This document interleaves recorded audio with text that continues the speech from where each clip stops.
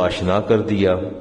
جب اس کے دل میں محبتوں کی شمع فروزاں ہو گئی تو پھر ان کو آزمائش میں ڈال دیا تاکہ محبت کے دعووں کی کلئی کھل سکے، پتہ چلے کہ محبت کس سطح پر ہے اور کس پیمانے پر ہے. دعوے تو سارے ہی کرتے ہیں. غصہ انسان کی فطرت میں اور پھر اس پر قابو پانا. میں یہ کہتا ہوں کہ یہ وہ بھڑکتی آگ ہے جو دل کے اوپر چڑھ جاتی اور غالب آ جاتی، انسان کی صلاحیت کو ختم کر دیتی ہے. بلکہ میں تو یہ کہتا ہوں کہ یہ راکھ کی وہ چنگاری ہے جو سلگ رہی ہے اور نہ جانے کس وقت بھڑک کے شعلہ جوالا بن جائے. گزشتہ جمعۃ المبارک کو جب میں یہاں سے روانہ ہونے لگا تو افتخار صاحب نے صحن کے اندر مجھے روکا اور فرمایا کہ علامہ صاحب آپ نے غصے پر تو گفتگو کی ہے، کیا اس کو غصہ بالکل نہیں آنا چاہیے؟ تو پھر دین کے معاملات کا کیا بنے گا؟ دینی حمیت، دینی غیرت اور دیگر معاملات، ان کے حوالے سے آپ کیا ارشاد فرمائیں گے؟ تو مجھے احساس ہوا کہ میں نے اپنی گفتگو کا ایک بہت ہی اہم پہلو جو ہے وہ میں نے چھوڑ دیا. میں نے اسی دن جا کے کتابوں میں پھر دوبارہ کھنگالا حدیث کے اندر کہ اگر وہ مجھے شیخ سعدی کی ایک بات یاد آتی ہے. شیخ سعدی علیہ رحمہ لکھتے ہیں کہ سانپ تھا راستے میں، اژدہا بیٹھتا تھا، لوگ گزرتے تھے تو انہیں تنگ کرتا تھا.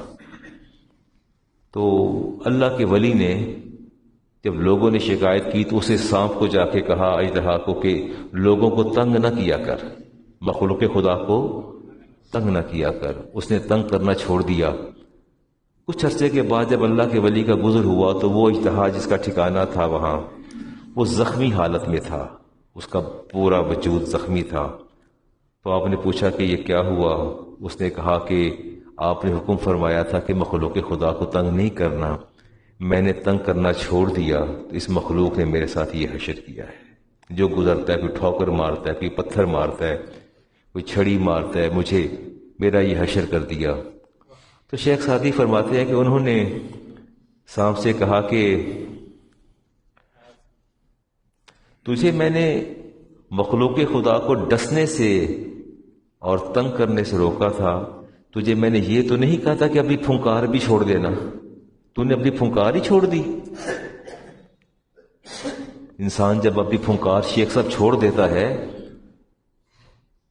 تو پھر بربادی اور تباہی گھروں کے اندر آتی ہے. غصے کو ضبط کرنا ایک بہت ہی اعلیٰ عرفہ کام ہے، لیکن اگر آپ کی کڑوی آنکھ بھی بند ہو گئی تو بیوی کو کون سنبھالے گا؟ اولاد کو کون سنبھالے گا؟ اللہ تبارک و تعالی ارشاد فرماتے ہیں کہ اشداء علی الکفار ورحماء بینہم، کہ میرے نبی کے جو صحابہ ہیں یہ آپس میں بڑے رحیم اور کریم ہیں، لیکن کافروں پر بڑے سخت ہیں. تو سخت کب ہوں گے؟ جب غیرت دینی ہوگی تو سخت ہوں گے.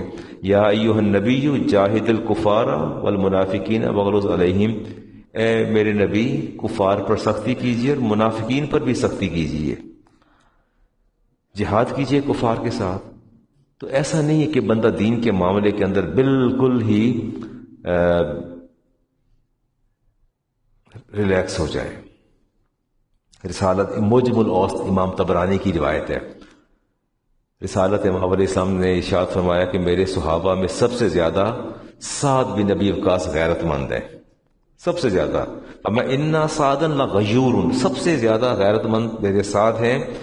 انا اغیر من سعد، لیکن میں اللہ کا رسول اس سے زیادہ غیرت مند ہوں، اس سے زیادہ غیرت مند ہوں.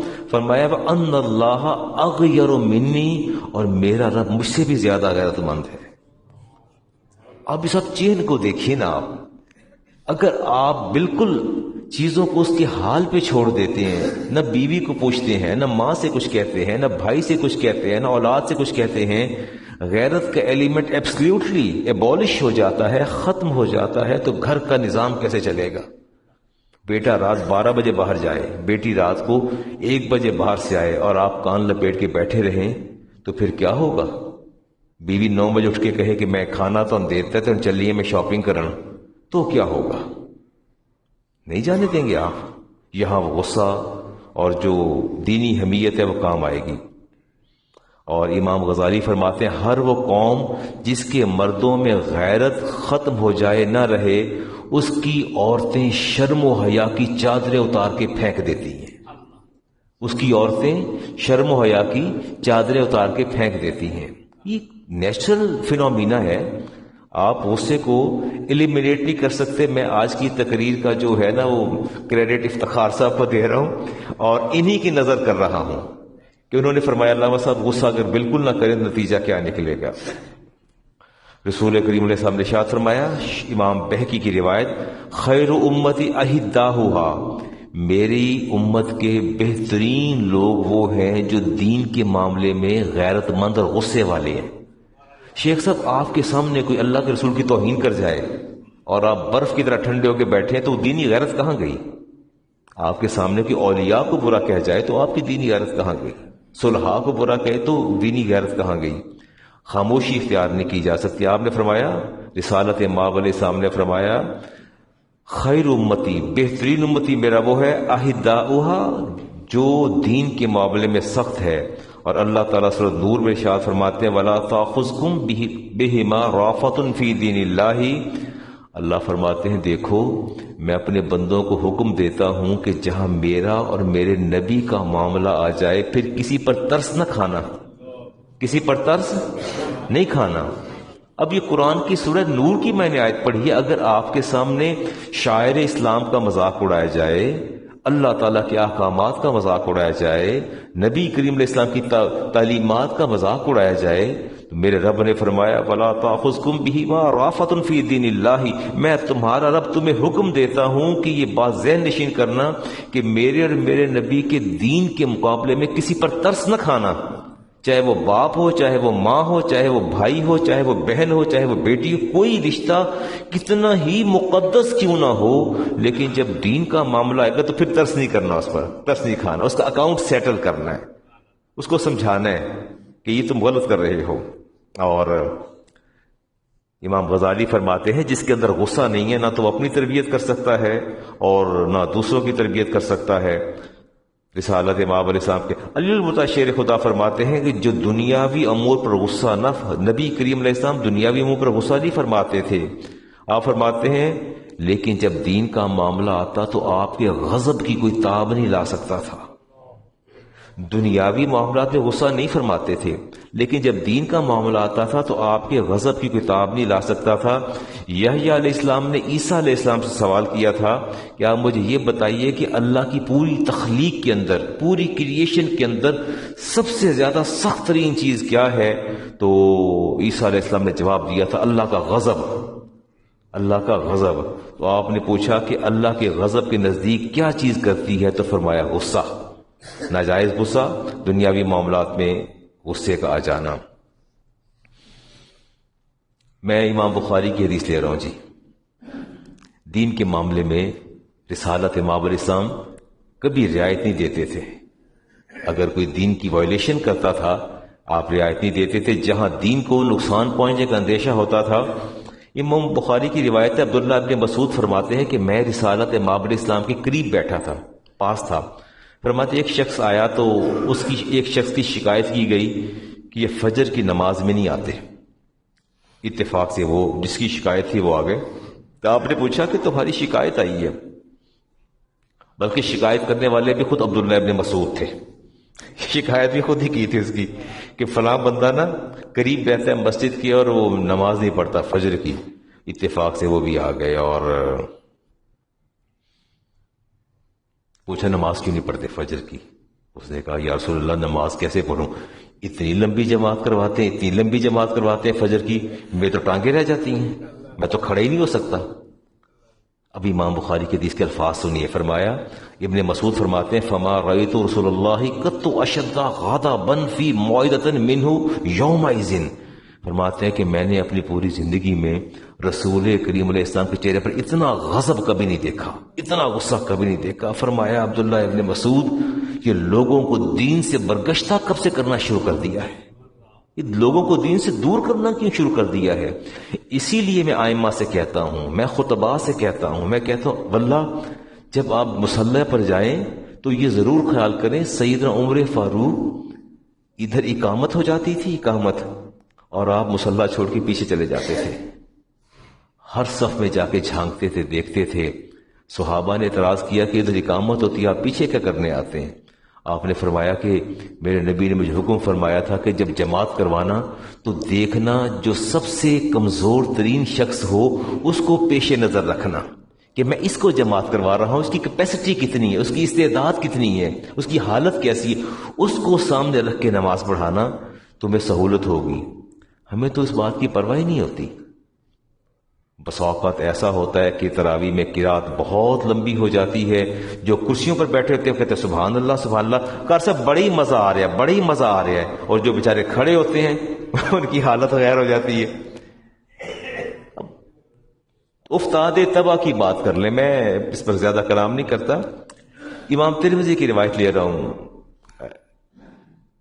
صحابہ فرماتے ہیں کہ ہم بحث کر رہے تھے تقدیر کے اوپر، تقدیر پر ہم بحث کر رہے تھے، اچانک رسالت امام علیہ السلام تشریف لائے، فرماتے ہیں اتنے غضبناک ہوئے، فرماتے ہیں فغاضب حتی احمر وجہہ حتی کانما فقیا فی وجنتیہ رمان، لگتا تھا کسی نے انار نچوڑ کے آپ کے چہرے کے اوپر ڈال دیا ہے۔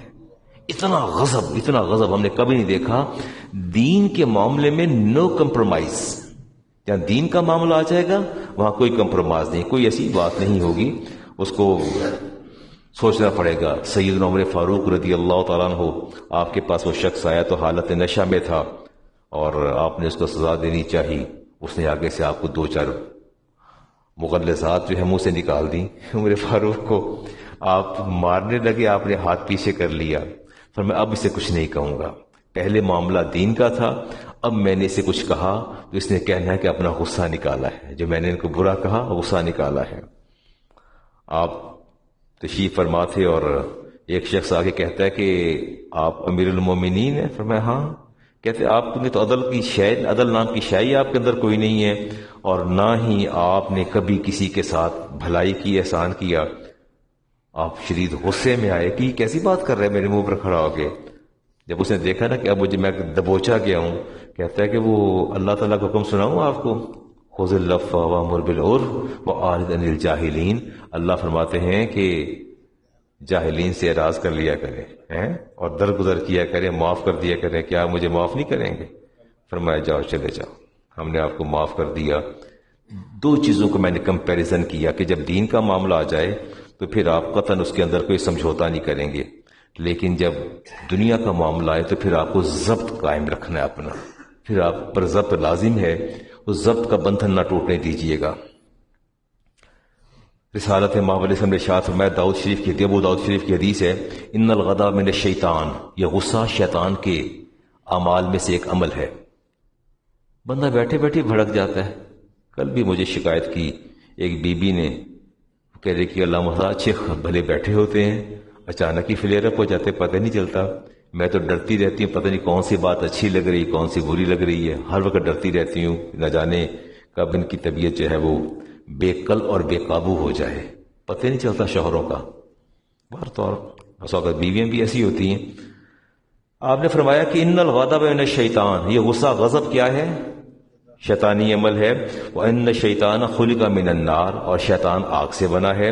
وَإِنَّمَا تُطْفَأُ النَّارَ بِالْمَاءِ، جب غصہ آئے تو وضو کر لیا کرو، غصہ آئے تو کیا کر لیا کرو؟ وضو کر لیا کرو۔ فَإِذَا غَضَبَ أَحَدُكُمْ فَلْيَتَوَضَّأْ، غصہ آئے تو کیا کیا کریں آپ؟ سو جایا کریں۔ سیدہ عائشہ صدیقہ کو غصہ آیا، بڑی شدید غضبناک ہو گئی۔ رسالت امام نے فرمایا کہ عائشہ، وہ آپ کا شیطان آپ کے پاس آ گیا ہے، آپ کا شیطان آپ کے پاس آ گیا اور آپ پر غالب ہونے کی کوشش کر رہا ہے۔ تو فرماتی ہیں کہ میں گھبرا گئی، تو میں نے پوچھا اچھا آپ کا شیطان کدھر ہے؟ آپ کا شیطان کدھر ہے؟ میرا تو شیطان غالب ہو گیا، آپ کے ساتھ نہیں ہے؟ فرمایا بھلا ہاں ہے، ولیکنی دعوت اللہ، لیکن میں نے اللہ سے دعا کی تھی، فَآنَنِي اللَّهُ عَلَيْهِ، اللہ نے اس پر میری مدد کی، فَأَسْلَمَ، اور میرے شیطان نے اسلام قبول کر لیا، فَلَا يَأْمُرُونِ إِلَّا بِالْخَيْرِ، اور میرا شیطان مجھے سوائے بھلائی کے کوئی بات نہیں کرتا، سوائے بھلائی کے کوئی بات نہیں کرتا۔ یہ تخصصات ہیں میرے اور آپ کے اور اللہ کے برگزیدہ انبیاء کے۔ شیخ صاحب بات غور کریں نا، آپ کیسے نبی پر انگلی اٹھا سکتے ہیں؟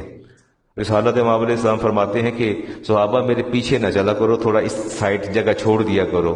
عرض کیا یا رسول اللہ وجہ؟ فرمایا میرے پیچھے پیچھے فرشتے چلتے ہیں، میرے پیچھے پیچھے جب بھی میں چلتا ہوں فرشتوں کی قطاریں میرے پیچھے ہوتی ہیں، میرے پیچھے جگہ چھوڑ دیا کرو فرشتوں کے لیے۔ آپ کیسے بات کر سکتے ہیں؟ آپ فرمایا کرتے تھے اللہم انا بشر، یا اللہ میں بشر ہوں، یا اللہ میں۔ اب میں یہاں ایک چھوٹی سی بات کہوں، عمران صاحب، نبی کو بشر نہ ماننا کفر ہے۔ کیا ہے؟ پھر سنیں، نبی کو بشر نہ ماننا اور نبی کو نور نہ ماننا گمراہی ہے۔ آپ نبی کے بشر ہونے سے انکار نہیں کر سکتے، یہ نص قطعی ہے، نصوص سے خود اللہ نے بشر فرمایا اور آپ نے اپنے آپ کو خود بشر فرمایا۔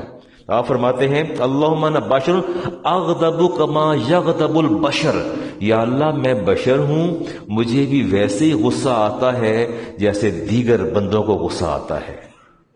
حدیث غور سے سننی آپ نے، بڑے غور سے، الرٹ ہو کے بیٹھے، میں بہت بڑی بات کہنے جا رہا ہوں۔ آپ نے فرمایا کہ یا اللہ میں بشر ہوں اور مجھے ویسے ہی غصہ آتا ہے جیسے دوسرے لوگ غصہ آتا ہے۔ فرماتے ہیں اگر میں کسی پر غضبناک ہو جاؤں، young guys are you hearing me carefully, اگر میں کسی پر غضبناک ہو جاؤں، فرمایا اے اللہ اگر میں تیرا نبی محمد صلی اللہ علیہ وسلم کسی پر غضبناک ہو جاؤں، فاجعلھا منی صلاۃً، تو میرا غضب اس کے لیے رحمت بنا دینا۔ کیا بنا دینا؟ ہاں، میرے غصے اس کے لیے رحمت بنا دینا۔ وزکاتن، یا اللہ میرا غصہ اس کی پاکیزگی اور اس کی طہارت، اس کی پیوریفیکیشن بنا دینا، میرا غصہ بنا دینا۔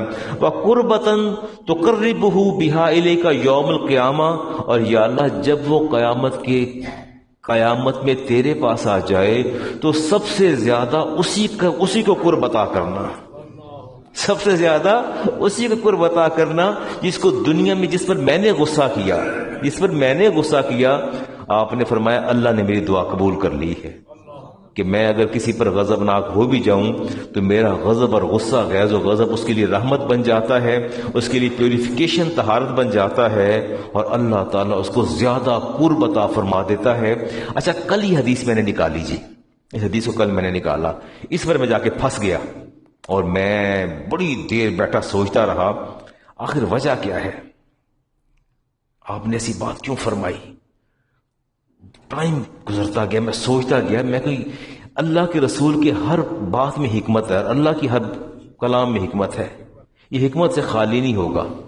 اب ہوا یہ، پھر اللہ نے میری رہنمائی کی، پھر رحمان نے میرے عقدے کھولے، میری لگی گرہیں کھولی، پھر ایسے میں سر جھکا کے بیٹھا تھا، اچانک لگا کہ اندر میرے کسی نے کچھ چیز انڈیل دی ہے۔ پھر مجھے پتا چلا کہ جب ایک بندہ دوسرے پر غضبناک ہو کہ اس کو برا بھلا یا سخت بات کہتا ہے کہ دوسرے کے اندر اس وقت منفی جذبات پیدا ہوتے ہیں، اس کے لیے نیگیٹو اپروچ پیدا ہوتی ہے، نیگیٹو تھنکنگ پیدا ہوتی ہے، وہ اس کو سے نفرت کرنے لگ جاتا ہے، اس کو فار دا ٹائم بینگ برا سمجھتا ہے۔ امام قشیری رحمۃ اللہ تعالی لکھتے ہیں کہ ہم نے خراساں کے بادشاہ کو دیکھا کہ وہ جنت میں پھر رہا ہے اپنی موت کے بعد، تو ہم نے پوچھا، امام قشیری داتا صاحب کے ابو القاسم قشیری ان کے ہم اثر ہیں، رسالہ قشیریہ میں لکھتے ہیں، ہم نے دیکھا تو پوچھا اس سے کہ تو جنت پہ کیسے پہنچ گیا؟ یہ بادشاہ تو اتنے ظالم ہوتے، تو کیسے پہنچا؟ کہتا ہے میں تمہیں بتاتا ہوں میں کیسے پہنچا۔ کہنے لگا میں لشکر کشی کے لیے جا رہا تھا اور پہاڑی پر کھڑا تھا، لشکر میرا تیار تھا، اور اس لشکر کی تیاری کو دیکھ کے میرے دل میں خیال آیا، میں دل میں سوچا یا اللہ کبھی میں اپنے نبی کے دور میں ہوتا اور یہ قریشی مکہ جنہوں نے تنگ کیا میرے نبی کو، اور یہ لشکر میرے پاس ہوتا، میں سب کی اینٹ سینٹ بجا دیتا، تو فرمایا کہ وہ جو دل میں اپنے نبی کا خیال پیدا ہوا، اللہ کو اتنا پسند آیا، اتنا پسند آیا، اللہ نے میری بخشش فرما دی۔ تو نبی کے لیے دل کے اندر اچھے تصور خیال کا پیدا ہو جانا بھی بخشش کا سبب بن جاتا ہے۔ تو اگر نیگیٹیوٹی پیدا ہوگی تو کیا جہنم آپ کی منتظر نہیں ہوگی؟ پھر اللہ نے رہنمائی کی، پھر مجھے سمجھ آیا کہ جب آپ کسی پر غصے میں آئیں گے، غضب میں آئیں گے، تو امتی اس پر نیگیٹو تھنکنگ بھی نہیں، اس طرف بھی نہیں جا سکتا۔ سوچے گا تو ایمان جاتا رہے گا، سوچے گا تو ایمان جاتا رہے گا۔ اللہ تعالیٰ نے اس کے لیے اتنا بڑا اجر رکھ دیا۔ ہاں، آپ فرماتے ہیں کہ میں حالت اب عبداللہ بن عمر بن عاص، آپ نے چھوڑ دیا لکھنا کہ مجھے کچھ لوگوں نے کہا ہے قریش مکہ نے کہ کبھی آپ حالت غضب میں ہوتے ہیں، کبھی آپ کسی حالت میں ہوتے ہیں، تو وہی نہ لکھا کرو جو کچھ بول رہے ہوتے ہیں۔ آپ نے فرمایا خدا کی قسم اس زبان سے سوائے کبھی حق کی کوئی بات جاری نہیں ہوتی، کبھی حق کی کوئی بات جاری نہیں ہوتی۔ میں عام طور پہ کہا کرتا ہوں، یہ بات کہتا ہوں کہ یہ غصہ یہ آدمی کے ضعیف النفس ہونے کی علامت ہے۔ کس کی علامت ہے؟ ضعیف النفس۔ اچھا، بات نہیں سمجھ آئی آپ کو؟ سر تو آپ نے ہلا دی، بات نہیں سمجھ آئی، میں سمجھاتا ہوں۔ انسان کے نفس کے کمزور ہونے کی علامت ہے، اگر آپ غور کریں۔ اچھا، اب میں نے ایک اور چیز دیکھی ہے کہ لوگ غصے کو مردانگی سمجھتے ہیں۔ مرد اور غصہ نہ ہے، مرد کا دوسرا نام غضب، اینگری مین۔ اور میں نے بڑا I was greatly astonished to hear young men's thinking جب اس نے مجھ سے کہا کہ غصہ کیوں ہر وقت اینگری رہتے ہو، انوائڈ اور اینگری رہتے ہو، عجیب طرح کا تمہارا ایٹیچیوڈ ہے، کیا وجہ کیا ہے؟ کہ اندر لمحہ سا تو نہیں پتا۔ آج کل کی لڑکیاں ان لڑکوں کو زیادہ پسند کرتی ہیں جو ایٹیچیوڈ دکھاتے ہیں، غصے میں رہتے ہیں، ان کے پیچھے پیچھے پھرتی ہیں۔ ان سے اگر نرم ہو جائے نا، پیار سے بات کریں، پھر وہ پرواہ نہیں کرتی۔ تو مرد کی تو شان ہے غصہ۔ مرد کی کیا ہے؟ یہ اس کی ایلیبریشن تھی۔ ہی واز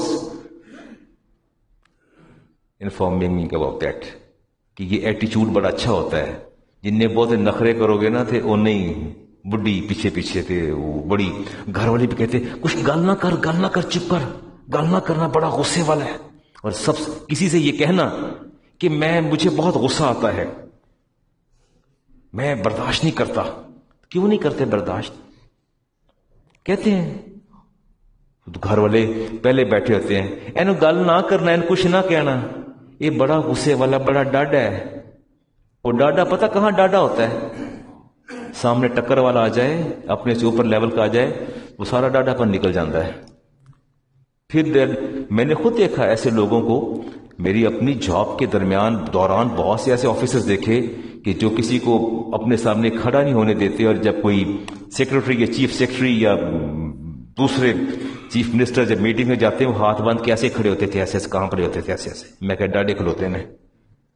ایسا نہیں ہے، ایسا بالکل نہیں ہے۔ میں نے دیکھا کہ یہ غصہ جو ہے یہ ضعیف النفس ہونے کی علامت ہے۔ اگر آپ غور کریں تو بیمار کو تندرست کے مقابلے میں زیادہ غصہ آتا ہے۔ تائید نہیں کرے میری بات کی؟ چلیے اختلاف کیجئے، کوئی بات نہیں۔ عورت کو مرد کے مقابلے میں زیادہ غصہ آتا ہے، ٹھیک ہے۔ بچے کو بڑے کے مقابلے میں غصہ زیادہ آتا ہے، ٹھیک ہو گیا۔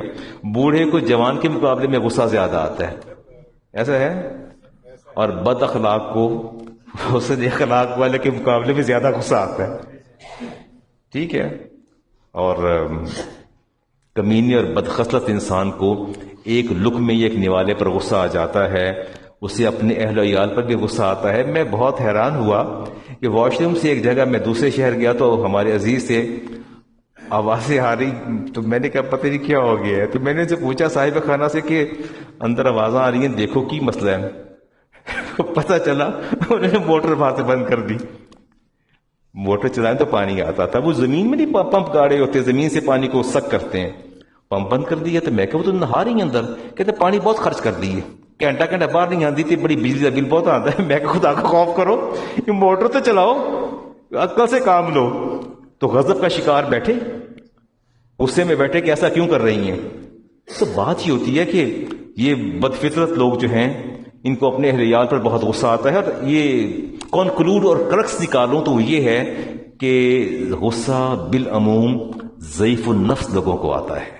دانا لوگ جو ہوتے ہیں سمجھدار ایسا کبھی بھی نہیں کرتے. رسالت امام علیہ السلام نے ارشاد فرمایا لیس الشدید بالسرعۃ، فرمایا مضبوط انسان وہ ہے وہ نہیں جو دوسروں کو پچھاڑ دے. انما الشدید الذی یملک نفسہ عند الغضب، اصل طاقت والا بندہ وہ ہے جو حالت غضب میں اپنے آپ پر قابو پا جائے.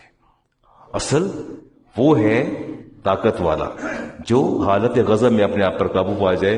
اور یہ بہت مشکل کام ہے. رسالت امام علیہ السلام کے ہاتھ میں مسواک تھی اور آپ نے دیکھا وہ بڑی دیر لگا دی، کسی سے کام کہا تو اور unnecessary. اچھا یہ مزاج ایسا ہی ہوتا ہے، میں شاگردوں سے کام کہتا ہوں تو ویسے ہی کرتے ہیں. وہ ایک کو میں نے کام کہا، میں نے کہا یار جاؤ، پر ہزاری صاحب میں 3 بزرگ بیٹھے تھے، ہم بڑے شیخ الحدیث، چائے منگوائی، کیا بسکٹ منگوائے تھے میرا خیال ہے. وہ کون بچہ تھا میرا خیال ہے، وہ آپ کا کوئی ساتھی تھا، کلاس فیلو تھا، دانش تھا. اسے کہا بسکٹ لے کے آ جاؤ. آپ یقین کریں سب نے شوق تھی. اب مسجد میں دربار مسجد میں بیٹھے ہیں، ایگزامینیشن پیپر ہو رہے تھے، وہ جو گیا کہاں تھے، وہ پیپر ختم ہونے والا ہو گیا. میں اوپر سے نیچے اترا دفتر میں جانے کے لیے تو وہ بھاگا چلا تو ساجی بسکٹ آ گئے 2 گھنٹے بعد بسکٹ آ گئے. تو میں کہ یاری کیا کیا تو نے؟ وہ کہتا ہے کچھ نہیں ساجی، وہ اب جب آپ کے سامنے دکان 2 گھنٹے تھوڑی لگتے ہیں. اب اسے تعویل کی، میں خاموش ہو گیا. پھر پتہ نہیں یہ بھی ساتھ تھا، اس نے کیا تعویل کیا نہیں کی. باہر کیا میں نے بڑی مشکل اپنے غضب کو قابو کیا. وہ مجھے کہ بدر صاحب تو بسکٹ منگوائے سن، خالی چاہ پہ آ دیتی ہے. میں کہ آ رہے ہیں. کہاں وہ آئے، تو ٹائم ہی گزر گیا. باہر طور ایسے موقع پر غضب کو قابو پا لینا سب سے مشکل کام ہے. آپ کے ہاتھ میں مسواک تھی اور اس نے unnecessary ڈیلے کیا. آپ نے فرمایا کہ لولا القصاص، فرمایا اگر قصاص نہ ہوتا لأوجتک، تو میں تجھے اس مسواک سے مارتا. اب اس کو آپ اس طرح ریورس کریں کہ جب آپ غصے میں کسی پر اپنے رد عمل کا اظہار کرتے ہیں اس کا کیا ہوتا ہے؟ قصاص ہوتا ہے، آپ کو بدلہ دینا. فرمایا اگر اللہ نے بدلہ نہ لینا ہوتا تو میں مسواک سے تجھے، مسواک سے کیا آپ ضرب لگائیں گے، اتنی سی مسواک ہوتی ہے، کتنی ضرب لگا لیں گے. فرمایا مسواک کی ضرب پر بھی اللہ تم سے حساب لے گا، اس کی ضرب پر بھی اللہ تم سے حساب لے گا. غصے میں ہاتھ اٹھاتے ہیں، کیا سے کیا کہتے چلے جاتے ہیں. میں کنز العمال کی روایت لے رہا ہوں. ابو ذر غفاری نے دوران غصہ جھگڑا ہوا کسی سے، غصے میں کہہ دیا یبن الحمراؤ، اے سرخ ماں کے بیٹے. ایک تانا ہے عرب کے اندر، جیسے کہتے ہیں نا حبشن کے بیٹے، سرخ ماں کے بیٹے. اور وہ شخص خاموش ہو گیا. رسالت امام سے تک بات پہنچی. آپ نے فرمایا ابو ذر یا ابا ذر بلغنی انک الیوم ایرت اخاک فی امہ، فرمایا مجھے آج یہ خبر پہنچی ہے کہ آج آپ نے اپنے بھائی کو آڑ دلائی ہے، اس کی ماں کے حوالے سے آڑ دلائی ہے. ہم بھی تو کہتے ہیں او یار تیرے میں جاننا تیرا پیو پچھوں تو کیس ہیں. ابھی میں چند دن پہلے کسی جگہ پر تھا تو مجھے کسی نے کہا ویل آف پرسن تھا، اچھی گاڑی پہ، اچھا بزنس تھا. تو میں نے کہا ماشاءاللہ اللہ نے آپ کو آسودہ رکھا ہے. میرے گھر میں کہتا ہے ایدا پیو گڈیریاں بیچتا سی، ریڑھی لاندہ سی سیالکوٹ. میں کہا سو وٹ؟ وہ میرے کان پہ کہہ رہے. میں آپ کو کیا پرابلم ہے؟ تقسیم اللہ کی ہے. میں ایک بات آپ سے کہتا ہوں، جب آپ کسی کی حیثیت کو تسلیم نہیں کرتے، جب آپ کسی کی حیثیت کو، اس کے سٹیٹس کو ایکنالج نہیں کرتے، آپ کو پتہ ہے آپ کیا کر رہے ہیں؟ آپ کو پتہ ہے آپ کیا کر رہے ہیں؟ آپ اللہ سے جنگ کر رہے ہیں. آپ کس سے جنگ کر رہے ہیں؟ اللہ سے جنگ ہے. اس کا سٹیٹس کس کا عطا کردہ ہے؟ اللہ کا عطا کردہ ہے.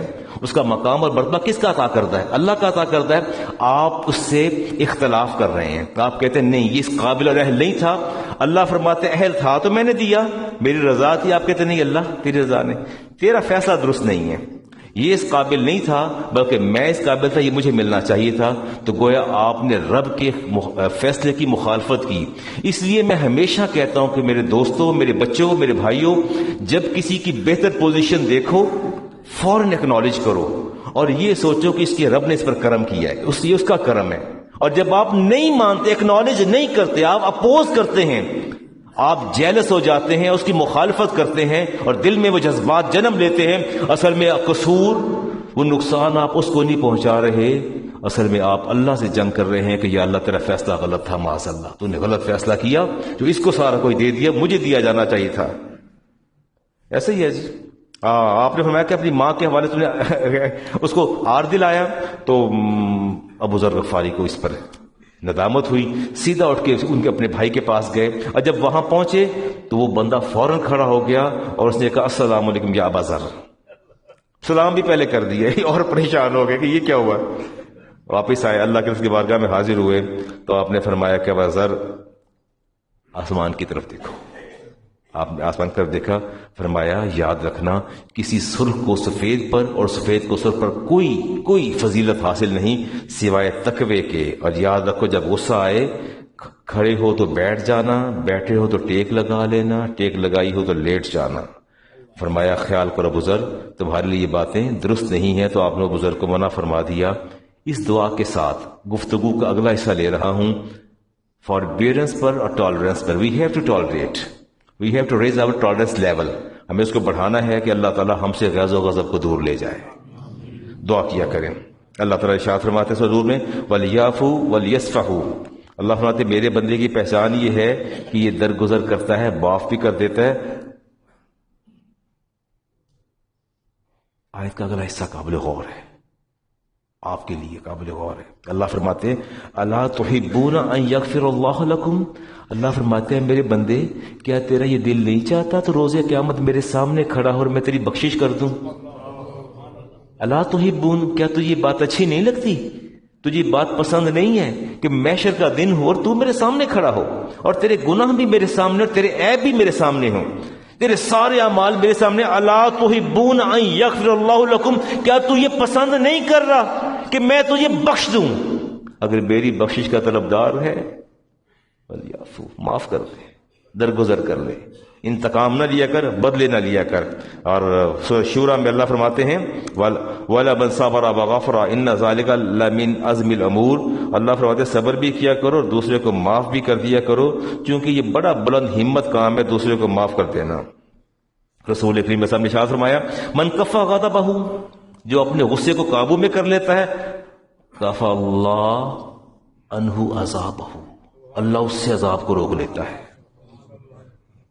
نہیں، دوبارہ پڑھتا ہوں. آپ نے فرمایا، حدیث پاک ہے جی، آپ نے فرمایا من کفا غضبہ کف اللہ عنہ عذابہ، جو اپنے غصے پر قابو پا لیتا ہے، روک لیتا ہے، اللہ اس سے عذاب کو روک لیتا ہے.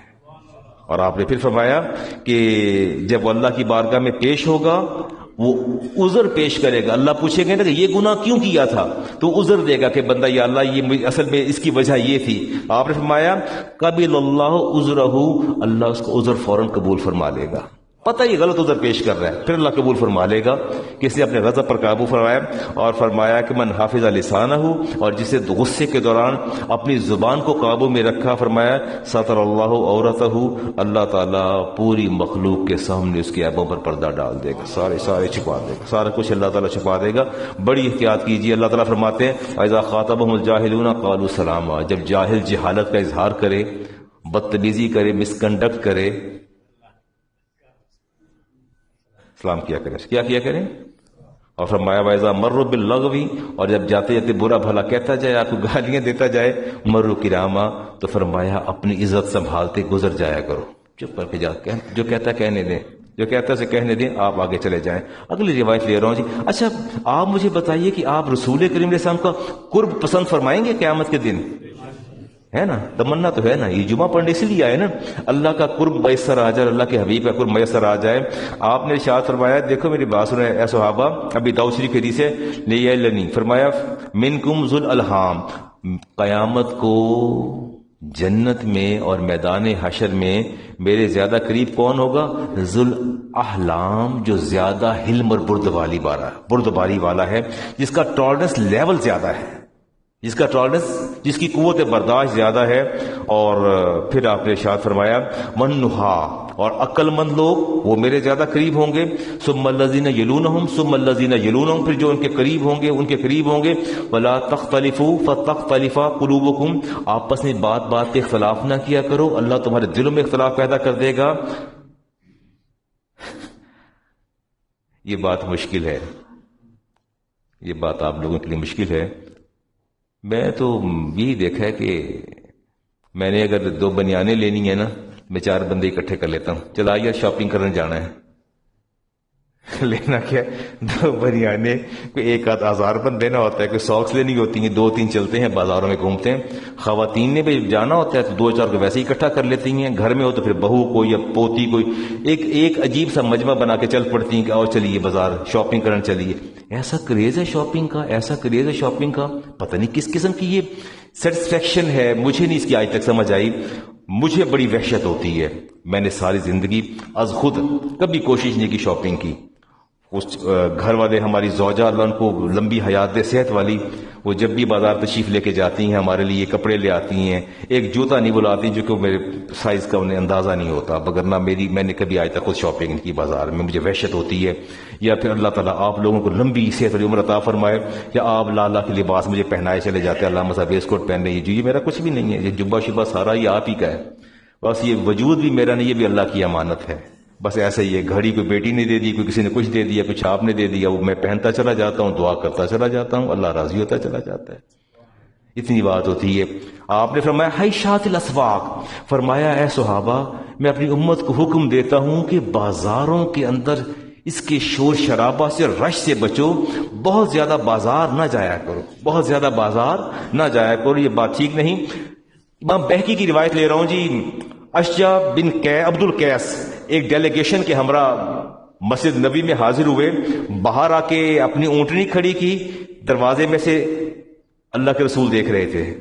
اونٹنی کھڑی کی، ایک تھیلا سا نکالا کپڑے کا، اس میں سے اچھے سے کپڑے نکالے، وہیں سائڈ پہ کھڑے ہو کے چادر اتاری، کپڑے پہنے، ہلکی سی خوشبو لگائی. خوشبو لگانے کے بعد رسالت امام علیہ السلام مشاہدہ فرمانے پاس آ کے بیٹھ گئے اور آپ مسکرائے، فرمایا اے اشجع ان فیکا خصلتین یحبہم اللہ تعالی، فرمایا تیری 2 باتیں اللہ کو بڑی پسند ہے. ابھی اللہ نے جبریل کو بھیجا، مجھے بتایا تیری 2 باتیں اللہ کو بڑی پسند ہے. 2 باتیں بہت پسند ہے اللہ تعالیٰ کو. عرض کر یا رسول اللہ میری کون سی باتیں اللہ کو بہت پسند ہیں؟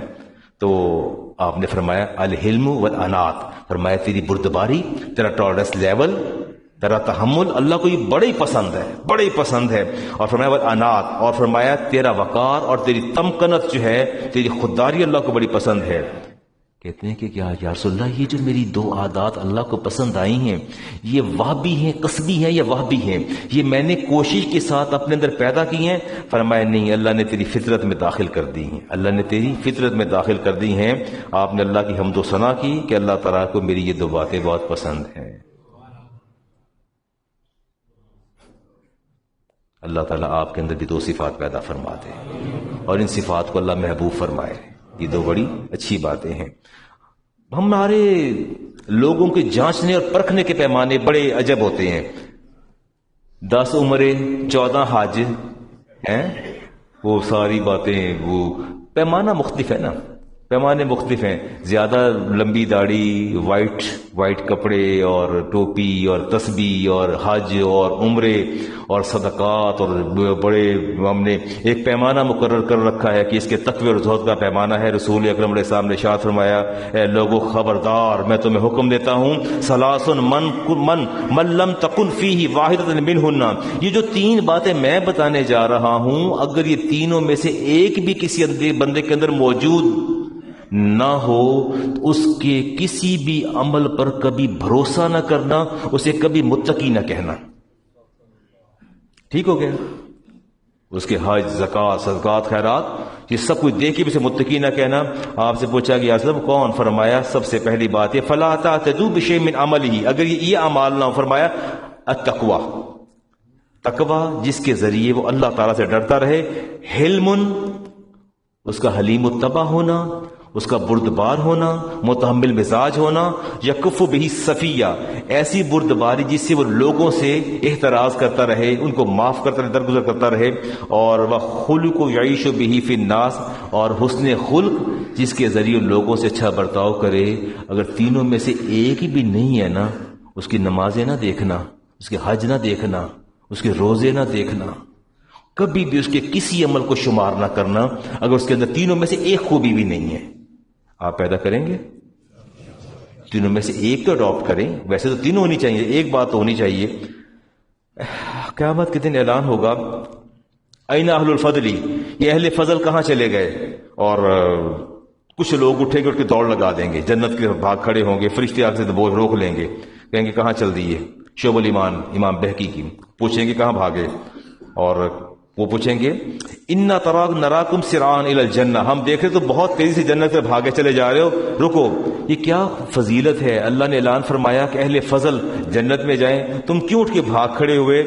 کیا فضیلت تمہارے اندر ہے؟ تو وہ جواب پتہ کیا دیں گے کہ ہم آپ کو بتا دیتے ہیں، بغیر حساب کے جنت میں بھاگے جا رہے ہیں۔ فرمایا ہم کہتے کننا اذا ظلمنا صبرنا، جب ہم ہمارے ساتھ کوئی زیادتی کرتا ہم اسے معاف کر دیتے تھے، ہم اسے معاف کر دیتے تھے۔ وَإِذَا أُوصِيَ إِلَيْنَا عَفَوْنَا، اور جب کوئی برا سلوک کرتا ہم تب زیادتی تو بھی درگزر کرتے تھے۔ وَإِذَا جُهِلَ عَلَيْنَا، اور جب ہم سے کوئی جہالت کے لڑتا جھگڑتا حلمنا، تو ہم حلم اور بردباری کا ثبوت دیتے۔ یہی ہمارے اندر خوبیاں تھیں، اور انہی خوبیوں کی بدولت اللہ تعالیٰ نے ہمیں جنت کے اندر بھیج دیا ہے۔ میں برائی کا بدلہ برائی سے نہ لیا کریں جی، میں شارٹ کر رہا ہوں، بات کو ختم کرنے کی طرف جا رہا ہوں جی۔ برائی کا بدلہ برائی سے دینا ٹھیک نہیں ہے، ٹھیک ہے؟ رسالت امام سے فرمایا انی مروغ ایرک بما فیک، اگر کوئی بندہ آپ کو آر دلاتا ہے۔ وہ میں ایک آفس میں بیٹھا تھا، میں نے اپنے ایک آفیسر کی ترقی دیکھی اور اس کے میں نے گریڈز دیکھے اور اس کو میں نے اچھی پوسٹ دیکھی، تو میں نے کہا ماشاءاللہ بڑا اللہ نے آپ کو اچھا عہدے پر منصب پر فائز فرما دیا۔ میں نے تعریف کی تو میرے پہلو میں میرا ہی سب آرڈر بیٹھا تھا، تو کہتے ہیں کہ سر جی یہ ڈگریاں کدی چیک کی تو سی نہ دیا؟ میں کہ نہیں، کہتا کدھر سیکنڈ ڈویژن کدھر تھرڈ ڈویژن، پتہ نہیں اتنے کس طرح پہنچ گیا ہے۔ میں کہ آپ نے پہنچایا ہے یا میں نے پہنچایا ہے؟ جس نے پہنچانا تھا پہنچا دیا۔ آپ اس کا کرنٹ سٹیٹس دیکھیں، یہ تو اللہ کی عنایت ہے، اللہ کی عنایت ہے۔ آپ نے فرمایا کہ کسی کو آر نہ دلانا، اور اگر تمہیں پتا ہو کہ اس کے اندر کوئی عیب ہے تم نے پھر بھی اس کو آر نہیں دلانی، پھر بھی اس کو آر نہیں دلانی، منع کر دیا اللہ کہ فلا تعمروا بما فی، جو اس کے اندر ہے پھر بھی۔ اور جھگڑا شروع کرتا ہے وہ وبال اسی پر ہوتا ہے۔ عربی عبارات چھوڑ رہا ہوں جی۔ آپ نے فرمایا یہ آپس میں لڑنے والے گالی گلوچ کرنے والے دونوں شیطان ہیں۔ دونوں کیا ہیں؟ دونوں شیطان ہیں۔ المستبانی شیطانانی یتہاترانی، پوچھا یعقوب کیوں شیطان ہے؟ فرمایا جب دونوں لڑتے ہیں، گالیاں دیتے ہیں اور ایک دوسرے کے خلاف بے بنیاد باتیں کرتے ہیں۔ کیا کرتے ہیں؟ بیس لیس باتیں کرتے ہیں۔ اللہ تعالیٰ حلیم ہے اور حلم کو پسند فرماتا ہے۔ ابو زمزم کون ہوگا تم میں سے؟ اللہ کے رسول نے سوال کیا تھا، تم میں سے کوئی ہے جو ابو زمزم ہو؟ آپ سے عرض کیا یا رسول اللہ ابو زمزم کون ہے؟ ہم نے اس کا نام ہی نہیں سنا ہوا۔ فرمائیے پہلی امتوں میں سے ایک شخص تھا، تو میں چاہتا کہ میری امت میں بھی کوئی ابو زمزم جیسا ہو جائے۔ آپ کی خواہش تمنا کا اظہار کیا۔ آپ نے پوچھا یا رسول اللہ ابو زمزم میں ایسی خوبی کیا تھی؟ فرمایا وہ پہلی امتوں کا شخص جب وہ صبح اٹھتا تھا تو دعا کرتا تھا یا اللہ آج میں نے اپنی عزت کا صدقہ کر دیا، مجھے کوئی آج کے دن برا بھلا کہے گا یا اللہ میں نے اسے معاف کر دیا۔ اسے میں نے وہ گھر سے قدم باہر بعد میں نکالتا تھا، اپنی عزت کا صدقہ پہلے کرتا تھا۔ کوئی سخت بات کہہ بھی دے گا، کوئی بری بات کہہ بھی دے گا تو میں برداشت کروں گا۔ یقیناً آپ نے فرمایا کہ میری یہ خواہش ہے کہ کوئی زمزم جیسا بھی ہو جائے۔ چلیں بات کو ختم کرتے ہیں، نماز ہر دفعہ لیٹ ہو جاتی ہے۔ افتخار سا فرما رہے ہیں جماعت آج آپ کروا دیں، quite tough job for me, مجھے آزمائش پہ ڈال دیتے ہیں۔ یہ کہتے ہیں جی بیوی کہتی a wife says to me، علامہ صاحب wife says to me I am more educated than you and you are less educated than me. Her words hurt me. What should I do? چلے جی میں کیا جواب دوں اس کا؟ بیوی کہتی میں بہت ہی پڑھی لکھی ہوں تو کاٹیں، تو روز مجھے کہتی ہے، مجھے ٹارچر کرتی ہے، مینٹلی ٹارچر کرتی ہے۔ الرجال قوامون علی النساء، اللہ فرماتے ہیں ہم نے مردوں کو عورتوں پر نگہبان اور کبھی پیدا کیا ہے۔ اللہ سے جنگ درست نہیں ہے۔ اگر آپ بہت پڑھی لکھی بھی ہیں، آپ کا لیول زیادہ بھی ہے، خیال رکھیں وہ آپ کا ہسبینڈ ہے، you are hurting her sentiments, her patience, آپ ان کے جذبات کو ہرٹ کر رہی ہیں، اور یہ بات ٹھیک نہیں ہے، یہ بات قطعاً درست نہیں ہے۔ اس کو ذہن میں رکھیں۔ آپ کو ان کے ایکسپیرینس کو، آپ اگر ہائیلی کوالیفائڈ ہیں but you are living in the boundaries of your house, آپ گھر کے اندر رہ رہی ہیں، وہ سارا دن باہر جاتا ہے، اس کا ایکسپوجر زیادہ ہے، دن بھر محنت کرتے ہیں، کما کے لاتے ہیں، آپ انہیں ہیومیلیٹ کر رہی ہیں، ڈیمورلائز کر رہی ہیں، ڈی گریڈ کر رہی ہیں. اور یاد رکھیے کہ جب آپ کسی کو کانٹینیوسلی اریٹیٹ کریں گے، کانٹینیوسلی اریٹیٹ کریں گے، دین واٹ وڈ ہیپن؟ تو پھر کیا ہوگا؟ He will use his own tools, he will use his own tools, he has a power over you. وہ اپنے ٹول استعمال کرے گا اور آپ کا اکاؤنٹ سیٹل کرے گا، اور نتیجہ کیا نکلے گا؟ Then you will be in your parents house. نتائج کیا نکلیں گے؟ ڈونٹ ٹرائی ٹو ہیوملیٹ اینی باڈی. کسی کو ہیوملیٹ نہ کیا کریں، کسی کی عزت نہ خراب کیا کریں. اگر آپ پڑھی لکھی ہیں تو اللہ کا شکر ادا کریں کہ جس نے آپ کو علم کی اس نعمت سے نوازا، اس کا شکر ادا کریں، اور علم کی اس نعمت کا اظہار اپنی اولاد پر کریں، اپنی اولاد پر کریں، اپنے شوہر پر نہیں. اسے ایسی بات نہ کریں. پوچھتے ہیں علامہ صاحب can we eat during the اذان؟ اذان اگر آ رہی تو ہم کھانا کھا سکتے ہیں؟ تو میں کہتا ہوں کہ if you are already eating meal or lunch or dinner, if you are already eating، اگر آپ پہلے سے کھا رہے ہیں then continue your eating، پھر اس کو جاری رکھیے. لیکن ایک بات یاد رکھیے گا، اگر اذان شروع ہو چکی ہے and you are going to start your meal، آپ اپنا کھانا شروع کرنے لگے ہیں، then stop for a moment because the reply of the azan is a highly rewarding thing. یہ بہت بڑے اجر و ثواب کی بات ہے، اس لیے کوشش کریں اگر کھانا شروع نہیں کیا تو اذان کا جواب دے دیا کریں. اللہ تبارک و تعالی مجھے اور آپ کو دین سمجھنے کی توفیق عطا فرمائے. سنت ادا کیجیے.